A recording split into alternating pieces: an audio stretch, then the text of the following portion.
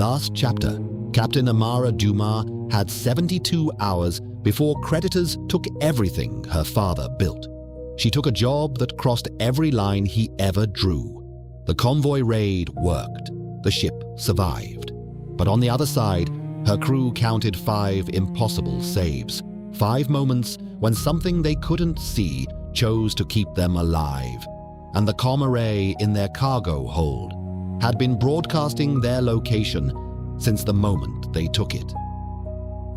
That story is still unfolding. Tonight, we step sideways. 12 days before Ganymede, a different woman, a different station, and a different way to be chosen by something old and patient. She walked into a man's home with poison in her bag, and he poured the tea himself. Now let's begin.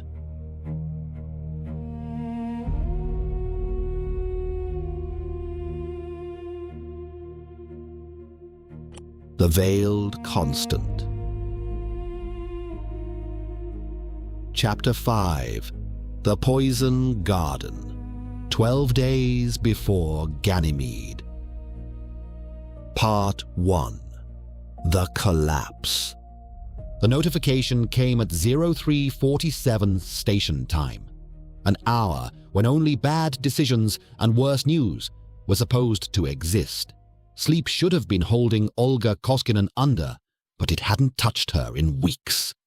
She watched the incoming words rearrange her life with the cold efficiency of a guillotine. Clean, practiced, and already too late to stop. Quaife Corporation, Emergency Board Meeting. Your presence required. Ganymede Central, 72 hours. She didn't move. Her fingers hovered over the delete key, but she knew it didn't matter. They'd already made their decisions. The meeting was theater, a legal formality before they stripped everything away. She pulled up the financial reports, the ones she wasn't supposed to have access to anymore. Dmitri had set up the back door 3 months ago, before he stopped answering her calls. The numbers scrolled past. She'd built Quaife from 3 hydroponic modules and a belief that belt workers deserved real food, not the synthetic paste Helion Stark pushed on them. And now the numbers told her what that belief had cost her. Stock down 47%. She'd checked the figure twice, waiting for it to change. It didn't change. The Martian contracts weren't cancelled. That word was too clean, too mutual. They'd been cut, like something that had been alive. The Belt Distribution Network, under review. The Europa Processing Facilities, seized for health code violations. Health code violations, all horseshit. She'd written half the health codes herself. She sat with the screen's light on her face and felt the shape of it. Not chaos, not market forces. Something with patience in it. Something that had been waiting for exactly this. Olga made tea from the last of her personal supply. Her grandmother's blend, 4 generations of cultivation, carried from Earth when Russia collapsed, refined across every station her family had ever called home. She knew this tea the way she knew her own blood. The exact mineral ratios in the water, the precise steep time, the smell of it before it was ready. She stood over the cup and waited for it to feel like something.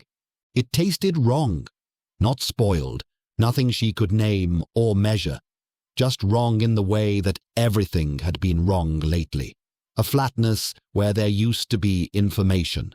She drank it anyway. She needed the warmth more than she needed it to mean anything. She pulled up the personnel files and mapped what she found. 17 key employees had left Quaife in 8 weeks. Not all at once, which would have been obvious. Agricultural specialists first, then the chemists who understood fermentation, Then the logistics coordinators who knew their belt supply routes. A careful progression, a deliberate sequence. Most wouldn't return her messages. 2 said they'd received better offers. 1, Barnabas Morris, 12 years with the company, said something that kept her awake. "I'm sorry, Olga, but you have to understand. Some fights you can't win." They'd proved it could work. They'd proved it could be profitable. They'd become too successful, and now someone wanted them gone. The question was who, and why now? The Meridian prospect docked at Ganymede Central 38 hours later. She hadn't eaten anything she didn't prepare herself since leaving the ship. The station food services were contracted through Helion Stark subsidiaries, and she wasn't taking chances. Paranoid, maybe. But paranoia was just pattern recognition when you were right. She found Victor in his apartment, not the office. That was the first warning sign. Victor practically lived at the office. His door opened after she thumbed the panel 3 times, and when she saw his face, she knew something was very wrong. He'd lost weight. His eyes had the hollowed-out look of someone who wasn't sleeping. "Olga," he said, his voice sounding like it was coming from far away. "You shouldn't be here." "The meeting's in 34 hours. Of course I'm here." "No." He glanced over her shoulder, down the corridor. "I mean, you shouldn't be on Ganymede. You shouldn't have come."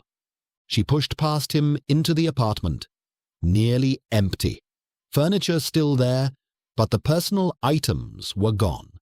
The photographs of his daughter. The Martian sand painting his ex-wife made. Even the coffee maker she'd given him for his 50th birthday. "You're leaving." "I already left." He closed the door, and she heard the lock engage with a finality that dropped her stomach. "I'm just tying up loose ends, making sure certain people know I'm cooperating." Cooperating with who? He poured himself a drink from a bottle she didn't recognize, didn't offer her one. "You know what your problem is, Olga. You still think this is about business, market forces, competition. Then what is it about?" "Control." He took a long drink. "We got too big. We started showing people that the food monopolies didn't have to exist, that workers could eat real food, grown food, for the same price as the synthetic shit. Do you know how threatening that is? Not just to profit margins, to power structures that have been in place for 80 years. So they're destroying us. They already destroyed you. The board meeting tomorrow is just paperwork." He set the glass down and finally looked at her directly. "I'm sorry, Olga. I tried to warn you 6 months ago."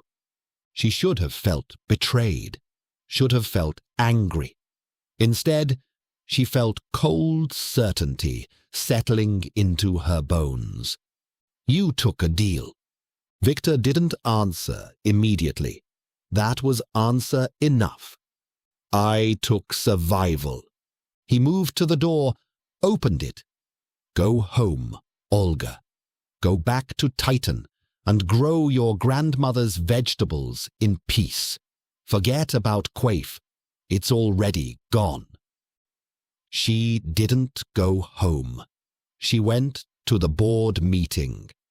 The conference room overlooked Ganymede's surface, Jupiter hanging in the black sky like a judge waiting to pass sentence.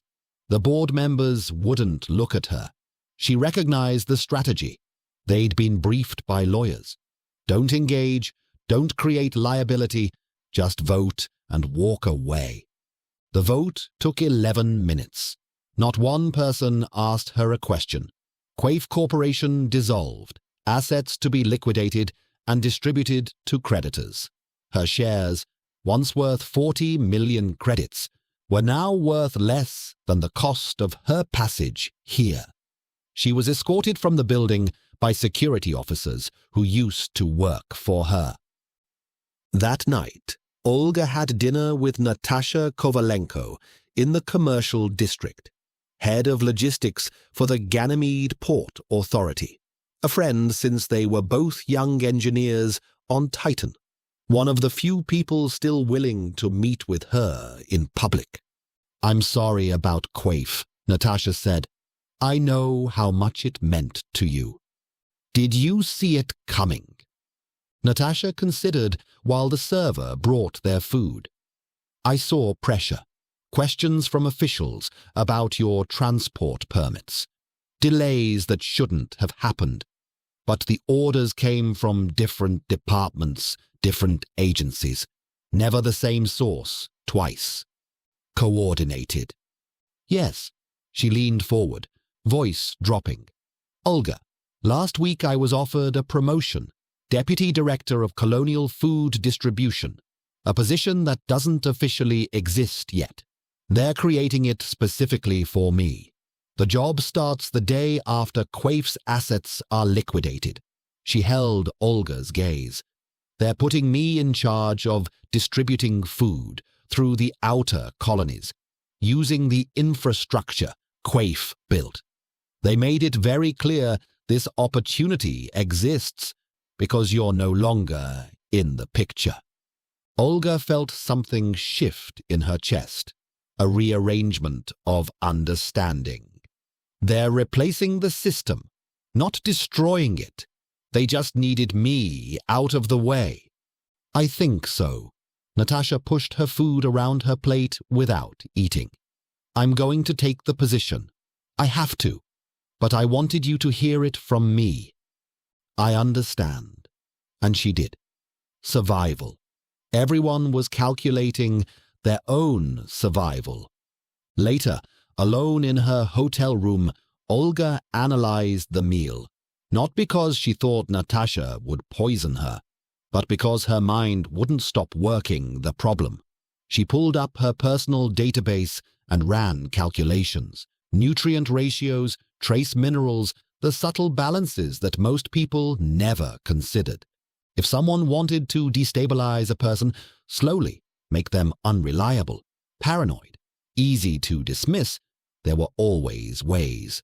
Subtle ways, elegant ways, the kind no one ever thought to look out for. Micronutrient deficiencies, slow-building toxicities, nothing that would show up on a standard medical scan, but enough to erode cognitive function over months, enough to make a successful businesswoman seem unstable, making bad decisions, alienating her board.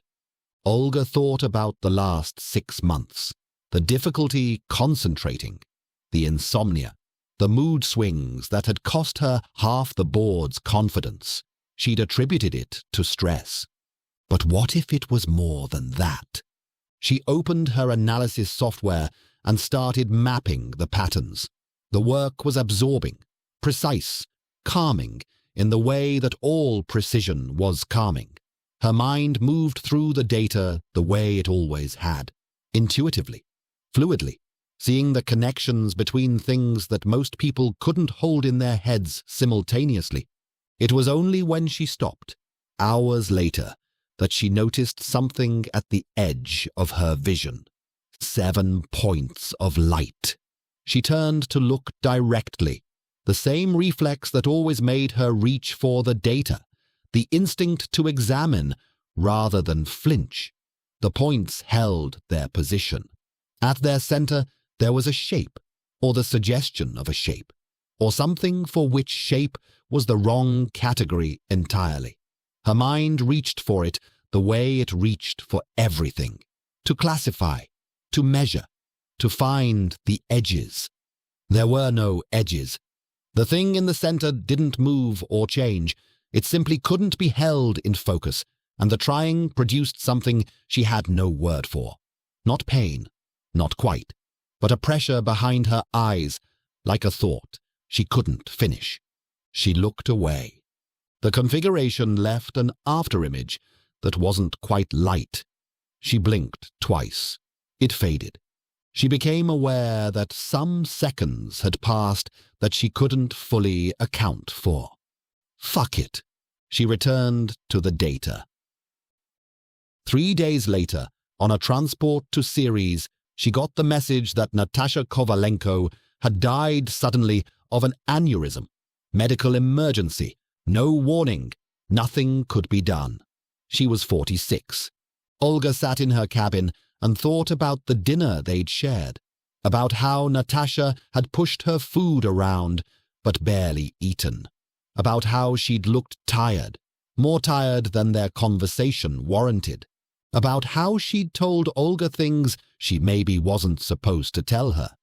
She pulled up the nutritional data for that restaurant, cross-referenced it with Ganymede mortality statistics, started building a model of what a slow-acting cerebrovascular compound might look like if delivered through nutritional imbalances, certain ratios that stressed vascular systems over time, cascading effects that would read as natural deterioration on a standard autopsy. The math worked, the specific compounds, the interactions, the timeline. It assembled itself in her mind with a clarity that should have required laboratory equipment and weeks of analysis. She had it in 40 minutes. God help her, the math worked. Worse, she understood it immediately. No iteration, no testing, like she'd known it already. She stared at what she'd built and understood two things simultaneously: that Natasha had almost certainly been killed by the same people who destroyed Quaife, and that she, Olga Koskinen, who had spent her life learning how food moved through biological systems, now knew exactly how to do the same thing to someone else. The knowledge sat in her hands like a tool she hadn't asked for. She didn't close the file.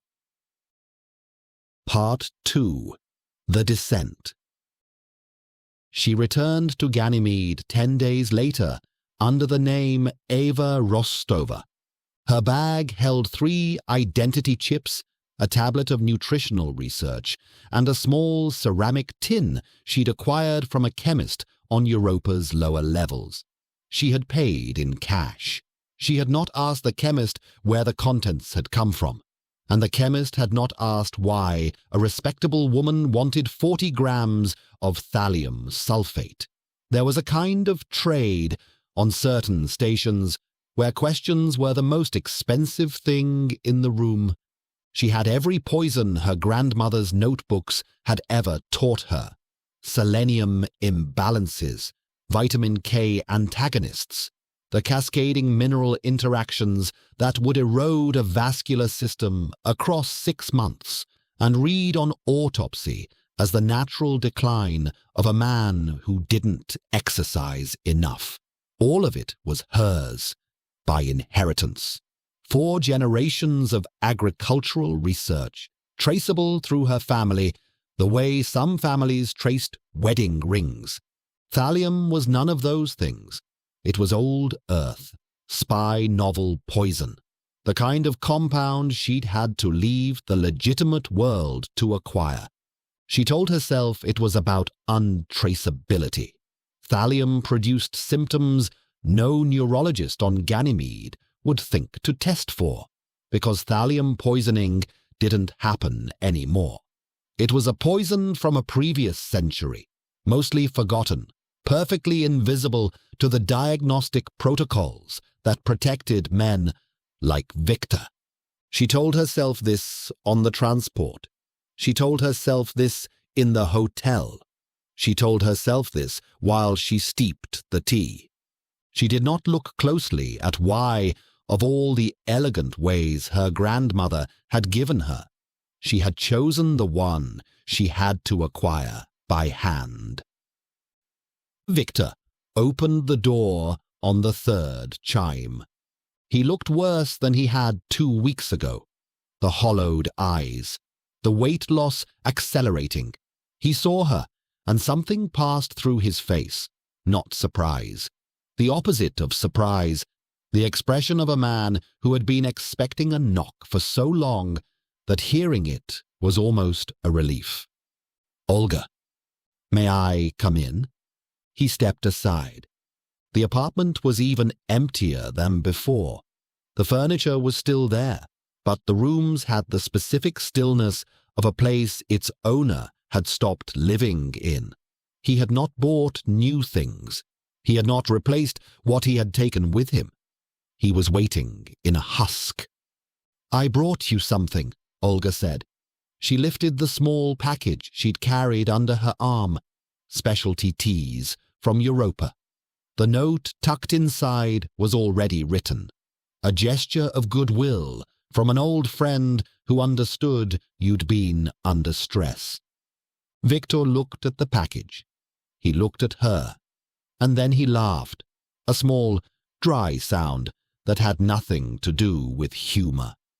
"Oh, Olga, I thought we could share a cup, for old times." "Of course you did." He took the package, set it on the counter. He moved to the kitchen and filled the kettle without looking at her, his back the back of a man who had decided. "Your grandmother's blend?" "Something she taught me." "Of course." They sat across from each other at the small table by the viewport. Jupiter hung enormous and brown in the black outside. Victor watched the kettle. Olga watched Victor. He knew. She understood with a clarity that did not surprise her, that he had known the moment he saw her at the door, possibly before. The kettle clicked. He poured for both of them. He prepared his cup the way he'd been preparing it for 30 years. 3 sugars, no milk. And Olga noticed her own hand was steady on her cup, the way it had been steady through every measurement she'd ever taken. "I want you to tell me everything," she said. "I know you do." He lifted his cup. He looked at the steam rising from it. He looked at her across the table with the clear-eyed stillness of a man who had nothing left to lose because he had already lost it. "If I tell you," he said, "will you sit with me until it's done?" Her throat closed. "Yes." He drank. "It's called Olympus." Victor's voice was steady. He set the cup down between them and folded his hands around it, the way men fold their hands around things they want to keep warm. Consciousness transfer. Digital substrate. They're building it now. 3 subjects already moved successfully. More in the pipeline. The technology works. Or it works enough. He looked up at her. "You understand what that means, don't you? Not philosophically, practically." Olga said nothing. "It means they don't have to die. The men who own everything, the ones who've been running this system for 80 years, they get to keep running it. Forever. No succession. No new generation. No change." He took another sip. "Do you know what the only force has ever been that limited, concentrated power, Olga? Death. The biological inevitability that the bastards eventually have to hand the keys to someone else. They're removing it." "And Quaife?" Quaife was infrastructure. He met her eyes. The transition period, the months when subjects are being mapped, when their bodies need precise nutritional support during the neural transfer, requires absolute control of food distribution, molecular-level precision, total vertical integration. He paused. "You were the only company in the belt with the capacity to provide it. They didn't want to compete with you. They wanted to own you. When you wouldn't sell, they made it so you couldn't exist." "My research?" "Yes." "My grandmother's notebooks?" "Yes." 4 generations. They're using all of it. He drank again. Your family's work is keeping their gods alive. Olga stared at her cup. Who runs it? I don't know names. Nobody at my level does. I know shell companies. I know the directors who took my deal with me. I know it goes higher than any planetary government, because I've seen coalition officials fold in front of it. He shook his head slowly. There's a woman. I met her twice. Dark hair, corporate, the kind of presence that makes men forget how to speak. Never gave her name. The directors called her Ms. Torres. I don't know if that's real. What else? There's a Phase 3, Olympus. Phase 3. They talk about it the way priests talk about something. I don't know what it is. I know they're afraid of it being interrupted. There's a symbol they use. He stopped. His hand was trembling. He stared at it. Olga, keep going. They're hunting two people right now. A woman, a man. They moved data they shouldn't have moved. Big bounty. Coalition intelligence backgrounds. The bounty is... He stopped again. He set the cup down with a hand that didn't fully obey him. Olga, my hand. Keep going, Victor. The symbol, 7 points. They use it like a... His hand jerked. The cup turned over. Tea spread across the table between them, steaming in the cool air. Victor looked at his hand. He looked at Olga. The clarity in his eyes was extraordinary. Not panic, not even fear. The clean, awful calm of a man who had known exactly what he was doing when he drank. Oh, he said quietly. Oh, Olga. I'm here. You shouldn't have come back. I know. She moved around the table. She sat in the chair next to him. She did not touch him. She couldn't. Her hands had been part of this, and they would not be permitted to be tender now. But she sat where he could see her. Will it be slow? He asked.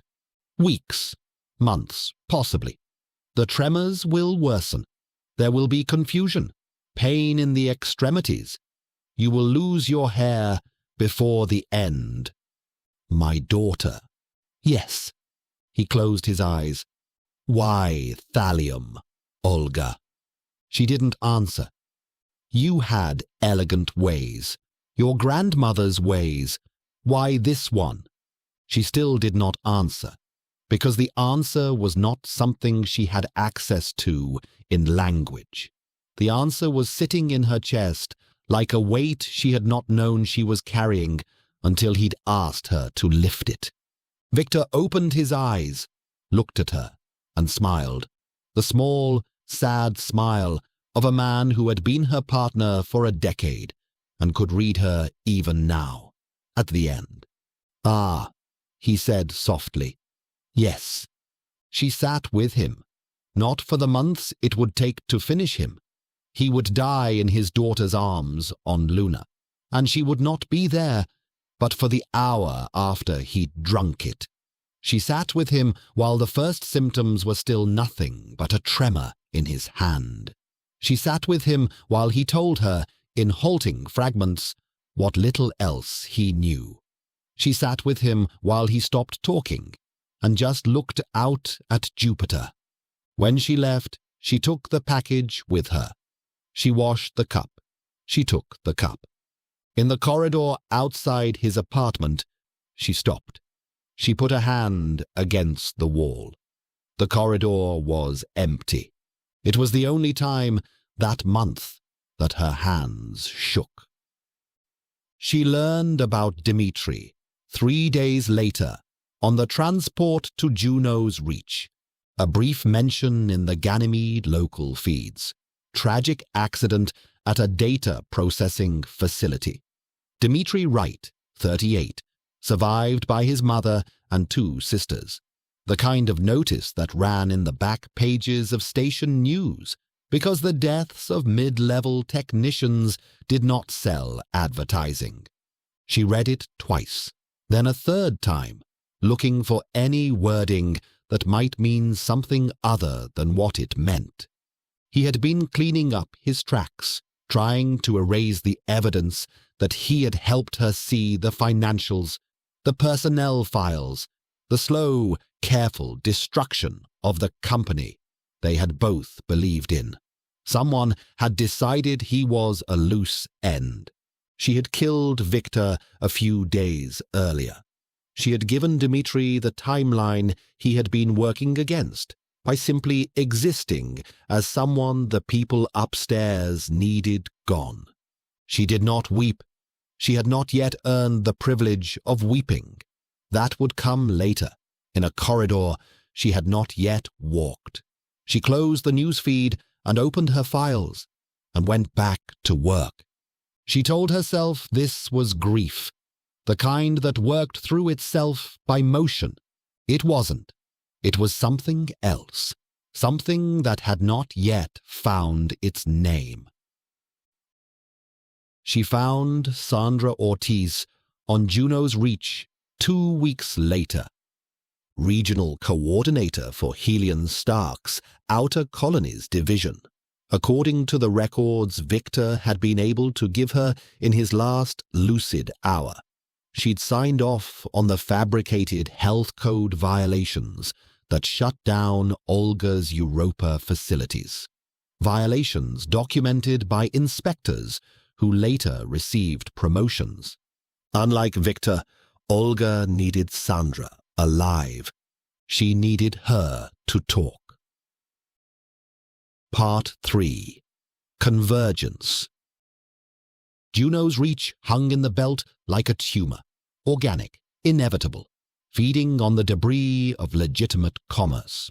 The station had started as a mining waypoint 70 years ago and grown through necessity and greed into something no planetary government wanted to claim and no corporation could fully control.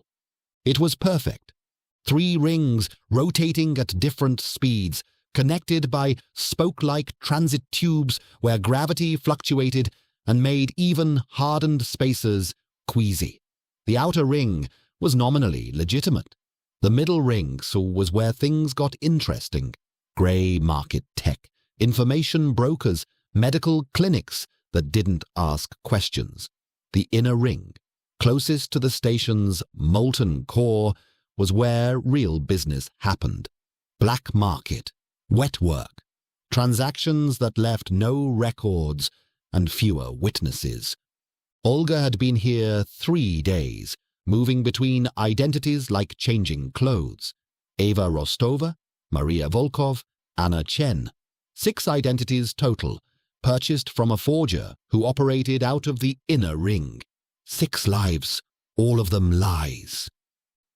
She spotted Sandra from a cafe in the middle ring's commercial sector. Sandra was with 2 security personnel. New. Low-level targets didn't usually travel with security. That meant they knew someone was hunting. They were taking precautions, but they didn't know who they were looking for. Eva Rostova was just another middle-aged woman drinking tea and reading financial reports on a worn tablet. Olga watched them through the cafe window, her tea cooling in front of her. Sandra looked tired, stressed, kept checking her handheld, reading messages that made her frown. The security team was professional, but bored, scanning the crowd without really seeing it. That was their first mistake. She slipped out through the service entrance and made her way to Sandra's quarters through maintenance corridors she'd mapped down to the ventilation systems. The door lock yielded to an access code she'd bought from a station technician 3 days ago. Inside, standard corporate temporary housing. Expensive, but sterile. No personal touches. Sandra probably had apartments on 3 different stations, rotated between them, never stayed long enough to make anywhere feel real. Olga worked through the food supply. The fruit supplements received an additional compound, tasteless, odorless. The protein powder got a measured additive. The hydration tablets were replaced with near-identical copies containing something extra. Nothing immediately dangerous, nothing lethal. Just enough to ensure that in 48 hours Sandra would feel increasingly unwell, dizzy, disoriented, desperate enough to seek medical help. And Olga would be there when she did. The plan worked exactly as calculated. Sandra didn't show up for her scheduled meetings the following morning. Station security did a wellness check and found her conscious but disoriented. The medical center couldn't determine what was wrong. Olga arrived as Dr. Sarah Walton, a nutritional consultant passing through Juno's reach. Her credentials were good enough to pass cursory inspection. The security team stayed outside. Standard procedure. Patients had a right to privacy during medical treatment. Olga had been counting on that. She adjusted the drip. Not enough to put Sandra under, just enough to soften the edges of her resistance. The dosage was precise. Through the door, she could hear one of the guards shift his weight. Sandra. She kept her voice at the register of a doctor delivering difficult news. Calm, certain, faintly apologetic. I need to ask you about a bounty. The confusion on Sandra's face moved through several stages. Then something sharpened behind her eyes, fighting up through the sedation like a reflex. Koskinen? Yes. You. Sandra's breathing changed. Not quite panic, but close. Olga watched the monitors and made a small adjustment. 2 people, Olga said. A woman, a man. There's a contract on them. I don't... Sandra's voice cracked, and she stopped. Started again. I process orders. They don't tell me things.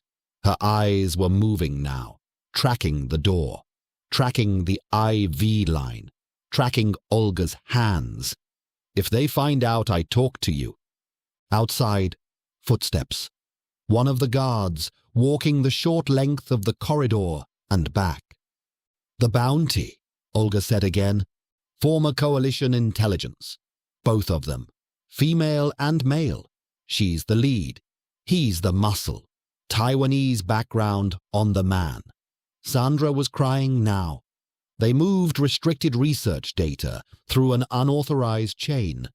Materials that were supposed to stay buried. The people who commissioned that delivery put out a standing contract the moment it was traced back. Her words slurred. Big money. They're hunting them across the system. Where were they last seen? Jupiter system. They've been moving. There's a freighter. The bounty notice updated yesterday. They picked up help. A pilot. Sandra's eyes were closing. I don't know names. I just process the paperwork. Then she said something that stopped Olga's hands on the IV control. Kovalenko was the one who flagged you. Originally. Olga went still. What? Natasha Kovalenko, the logistics director. She saw your distribution data and ran an analysis on the nutrient ratios you used in the outer colonies. She told them the precision was, Sandra swallowed with effort, was beyond the equipment you had. She thought it was anomalous. She wrote a report. A week later, they decided you had to go.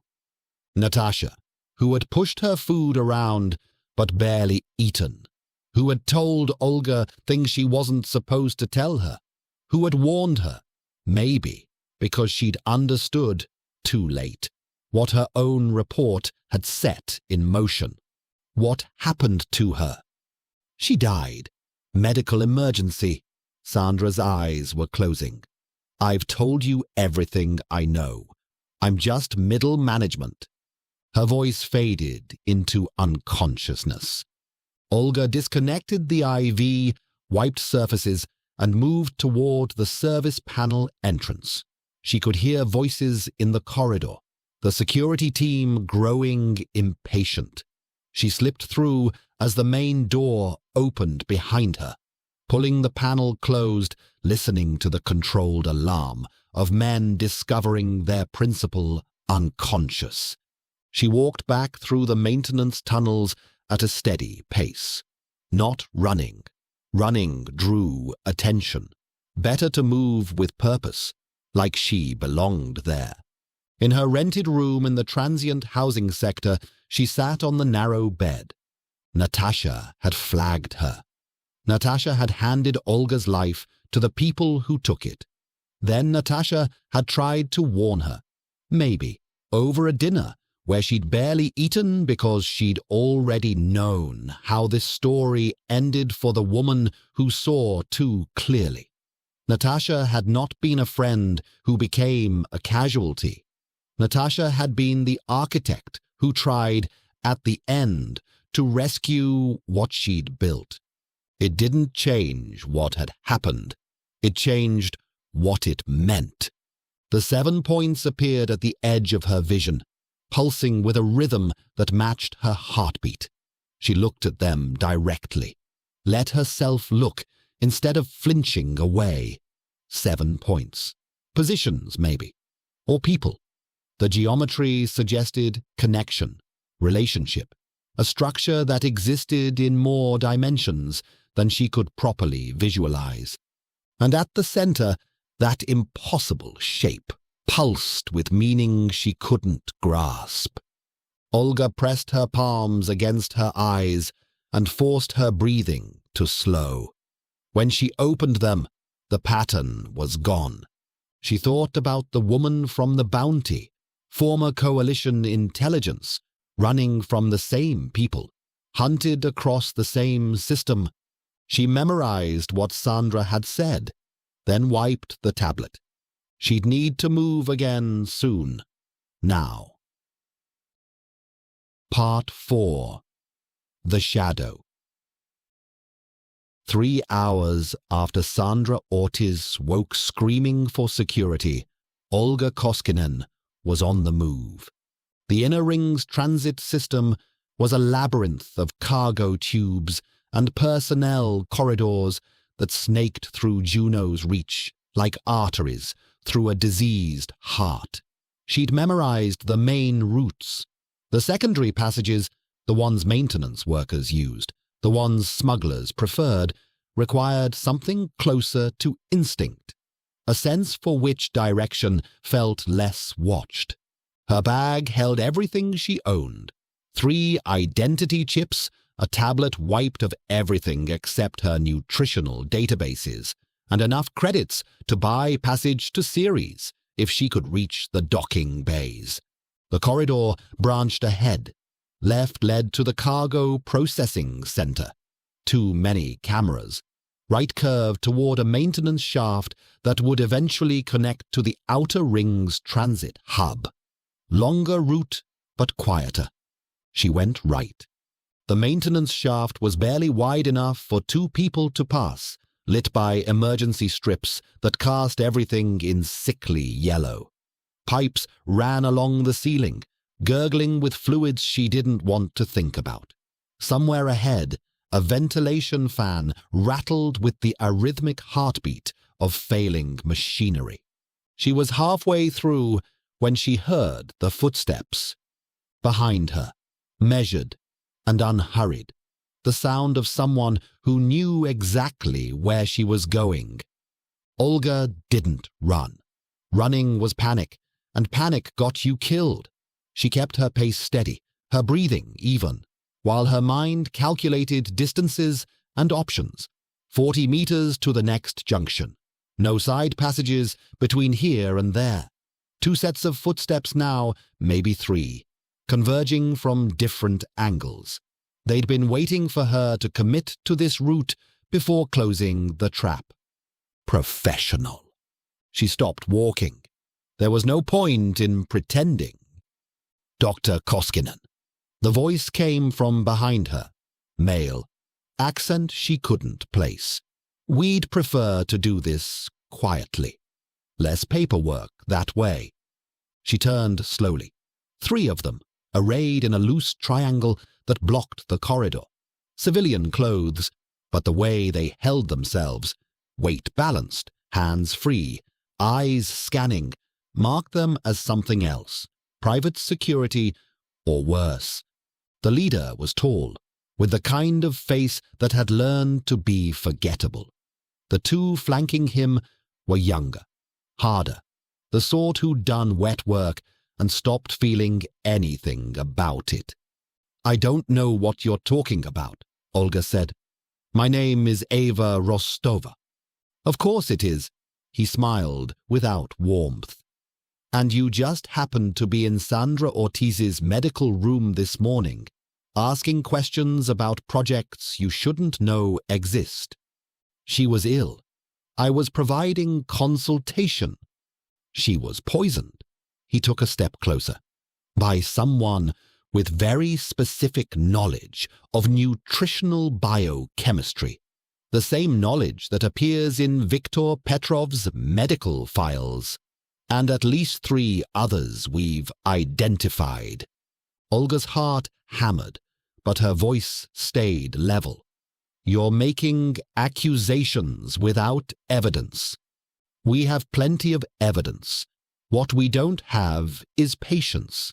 He pulled out a small tablet. "Our employers would like a conversation with you. And if I refuse, then this becomes the kind of conversation that doesn't leave witnesses." His voice was almost gentle. "We're authorized for either outcome, but I'd prefer the cleaner option." The 2 flanking operatives had spread out, closing every possibility of escape. One had his hand inside his jacket. The other was watching the corridor behind her. "All right," she said, and she heard the defeat in her own voice. "I'll come with you." The leader nodded, gestured to the operative on his left. "Restrain her. Standard protocol." The man moved toward her, producing zip ties. Olga watched him approach with the numb acceptance of someone who'd run out of options. And then the lights went out. Not flickered, not dimmed, ceased to exist. One moment the corridor was bathed in sickly yellow. The next, absolute darkness swallowed everything. Someone swore. The sound of weapons being drawn. Safety switches. Bodies repositioning in space they could no longer see. "Lights," the leader barked. "Someone get—" A sound cut him off. From somewhere to Olga's left, a sharp, concussive impact, like something striking a wall with inhuman force. Then a body hitting the floor. Then silence, where one of the operatives had been breathing a moment before. "Jensen." The leader's voice had lost its professional calm. "Jensen, report." Nothing. Olga pressed herself against the corridor wall, her eyes useless against the absolute black. She could hear 2 remaining sets of breathing now, the leader and his other operative, both moving, repositioning. She could hear the rapid calculation in their footsteps. They'd been professionals 30 seconds ago. They were frightened now. And then there was something else. A displacement of air. Not the random movement of a body in darkness. Something more deliberate, more precise. The kind of movement that suggested mass and speed, but controlled in a way that felt wrong. Too efficient. Too quiet for anything that breathed. The operative to her right made a sound. Not pain, not surprise, just a short, percussive exhale. And then his footsteps stopped. She heard the leader backing away fast, his measured professionalism entirely gone. Then his footsteps broke into a run, back the way they'd come, and she heard him hit something in the darkness. A wall, a pipe, and curse. and keep running. His footsteps faded. Then silence. Absolute silence, except for her own breathing and the rattling ventilation fan somewhere ahead. Whatever had been moving in the darkness, it had stopped. She stayed against the wall, not moving, not speaking. And then, because something had to happen, because she could not stay frozen against this wall forever, the lights came back on. 2 bodies on the floor. Olga looked at them, and her mind did what her mind always did, reached for the cataloguing, for the list, for the precise observation that would let her file this and move on. The operative who'd been moving toward her with zip ties, the one who'd been watching the corridor at her back. Both down. No blood. No. Her legs gave out. It was not a decision. There was no thought between standing and not standing. Her knees met the metal floor, and the impact was distant, not quite hers. She knelt in the maintenance corridor with 2 dead men in front of her, and the sickly yellow light coming back on around her, and the cataloguing instinct that had carried her through the past 2 months simply stopped. Dmitri. Dmitri, who'd set up the back door that let her see the financials. Dmitri, who'd kept working for her after he'd stopped answering her calls. Dmitri, who had died in a data processing facility because someone had decided he knew too much, and the someone who decided that had decided it because of her, because of Quaife, because she had been the variable they couldn't control. And he had been close enough to her that controlling her required ending him. Natasha. Natasha, who had flagged her data in a report and then tried to warn her over a dinner where she'd barely eaten because she'd already understood what came next. Natasha, who had built and unbuilt the thing that destroyed Olga's life, and who had died for the unbuilding. Victor. Victor, who had asked her, "Will you sit with me until it's done?" Victor, who had drunk because confession was all he had left, and he'd wanted to give her something before the end. Victor, whose hand had trembled around a cup of her grandmother's tea, while he told her about a symbol with 7 points and a phase 3 he had not lived long enough to name. She had killed him. She had walked into his apartment with thallium in a ceramic tin, and she had killed him, and he had let her, and now she was kneeling in a corridor where something she couldn't see had killed 2 men to keep her alive, and the math of it would not resolve. She did not deserve to be alive. She had not earned the air she was still breathing. The thing in the darkness had made a decision that her actions did not justify. She wept. Not the controlled tears of a woman who allowed herself a measured release. Not the silent grief of someone who could afford to fall apart in private. The animal sobbing of a person whose framework for understanding her own life had stopped working all at once in a public corridor where any second the leader could come back with reinforcements. She wept for Dmitri. She wept for Natasha. She wept for Victor and for his daughter on Luna, who would find him confused and frightened and never know that the woman who killed him had been a friend. She wept for Olga Koskinen, who had grown her grandmother's vegetables in recycled air and believed feeding people was enough, and who had become someone who walked into a man's home with poison in her bag and asked him to sit with her until it was done. She wept for a long time. When she stopped, she did not feel cleansed. She did not feel restored. She felt scraped out, a hollow that the cataloguing instinct could rebuild over, given time, but not yet, not now. She made herself stand. She made herself look. The bodies had the specific stillness of people who weren't unconscious, but were no longer anything at all. The corridor was empty otherwise. Whatever had moved in the darkness had moved on, or had never quite been there to begin with. Olga crouched at the junction between the two corridor sections and forced her hands, which were still shaking, to examine the floor. She found it in a patch of condensation near the wall where the first operative had fallen, a circular pressure mark, deep and clean, roughly 8 centimeters in diameter. Then another, 40 centimeters ahead. Then a third. Not a boot print. Too small, too perfectly round, too deep for a human stride.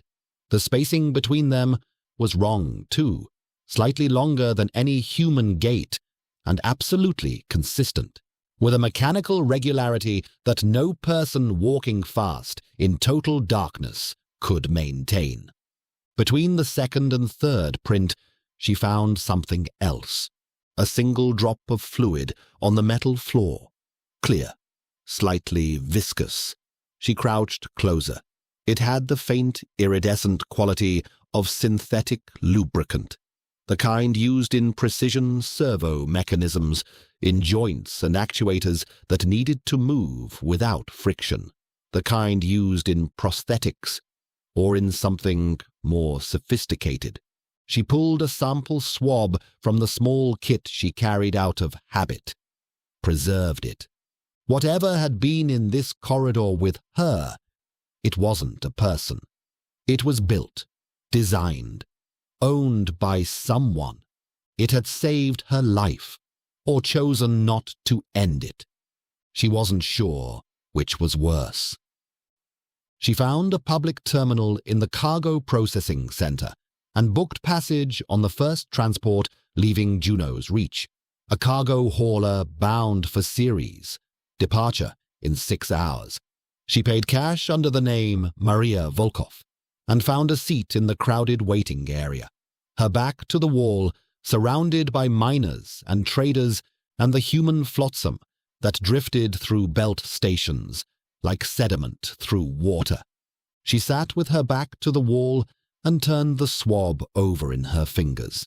Clear fluid, iridescent under the waiting area's fluorescent light, servo-grade lubricant, the circular pressure marks, the stride length, something in the range of 80 kilograms, moving through absolute darkness with a consistency no organic body could maintain. Someone had built it. Someone had written its instructions. And at some point, for some purpose she couldn't see from where she was sitting, those instructions had included her, not as a target. She held that thought and felt its edges.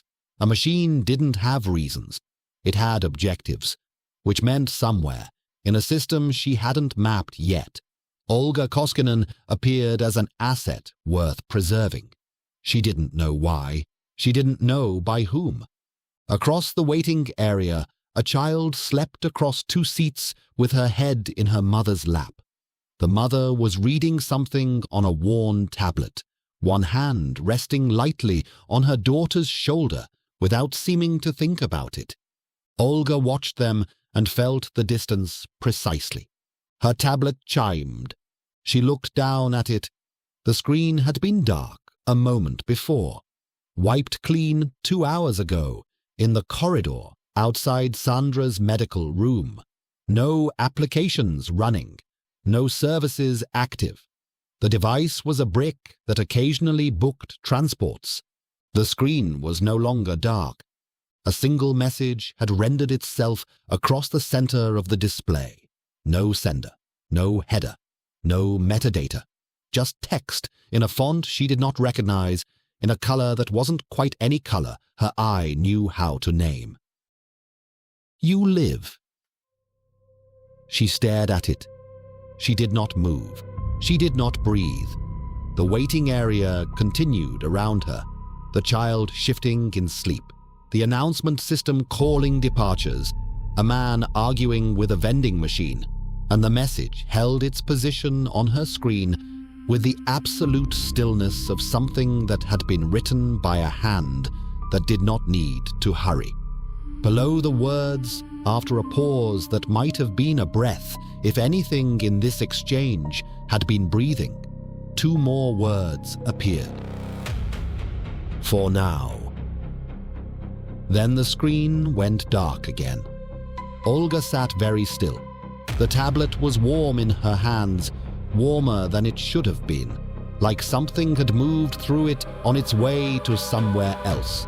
Her hands, which had been steady through every measurement of every dose she had ever calculated, were trembling. Across the waiting area, the child slept on. The mother turned a page. The announcement system called the boarding for a transport to Ceres. Olga did not stand. She sat in her chair with a wiped tablet warm in her hands and understood, with the clarity that had always been her gift and her curse, that whoever had decided she was worth keeping had just informed her that the decision could be revisited. She had stopped being a hunter. She had become inventory. End of chapter 5.